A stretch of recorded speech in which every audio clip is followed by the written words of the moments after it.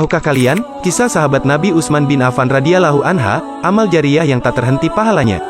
Dikisahkan, suatu hari di Madinah, tidak terlalu jauh dari Masjid Nabawi, ada sebuah properti sebidang tanah dengan sumur yang tidak pernah kering sepanjang tahun. Sumur itu dikenal dengan nama, Sumur Ruma karena dimiliki seorang Yahudi bernama Ruma. Sang Yahudi menjual air kepada penduduk Madinah, dan setiap hari orang antri untuk membeli airnya. Di waktu-waktu tertentu sang Yahudi menaikkan seenaknya harga airnya, dan rakyat Madinah pun terpaksa harus tetap membelinya. Karena hanya sumur inilah yang tidak pernah kering. Melihat kenyataan ini, Rasulullah Shallallahu Alaihi Wasallam berkata, kalau ada yang bisa membeli sumur ini, balasannya adalah surga. Seorang sahabat Nabi bernama Utsman bin Affan mendekati sang Yahudi. Utsman menawarkan untuk membeli sumurnya. Tentu saja rumah sang Yahudi menolak. Ini adalah bisnisnya, dan ia mendapat banyak uang dari bisnisnya. Tetapi Utsman bukan hanya pebisnis sukses yang kaya raya, tetapi ia juga negosiator ulung.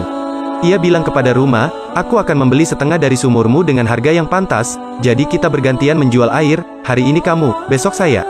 Melalui negosiasi yang sangat ketat, akhirnya sang Yahudi mau menjual sumurnya senilai 8.000 dirham dan memberikan hak pemasaran 50% kepada Utsman bin Affan.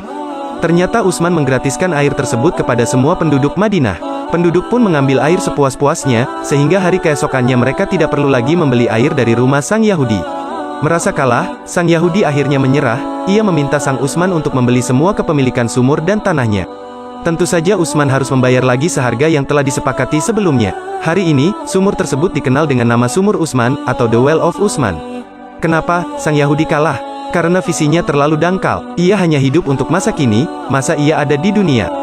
Sedangkan visi dari Utsman bin Affan adalah jauh ke depan, ia berkorban untuk menolong manusia lain yang membutuhkan dan ia menatap sebuah visi besar yang bernama Sadaqatun Jariyah, sedekah berkelanjutan. Sebuah sedekah yang tidak pernah berhenti, bahkan pada saat manusia sudah mati. Subhanallah, mudah-mudahan suatu saat kita semua bisa memiliki sesuatu untuk menjadikan kita memiliki pahala jariyah, seperti sahabat Nabi ini. Amin.